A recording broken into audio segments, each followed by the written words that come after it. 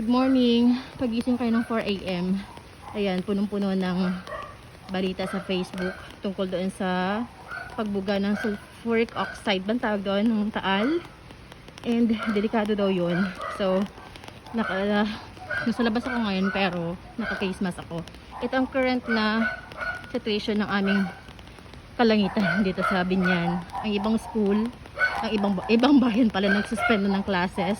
So waiting pa rin ako sa Binyan kung magsususpend si Mayor. But while waiting, piniprepare ko na si Hans just in case.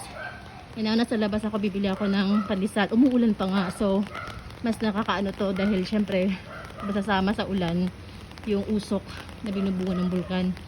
So yun, let's pray. And naka-face mask ako ngayon. So check natin, abang-abang tayo ng mga update. Ayan, ayan ang ating kalangitan. So bili tayo ng pandesal.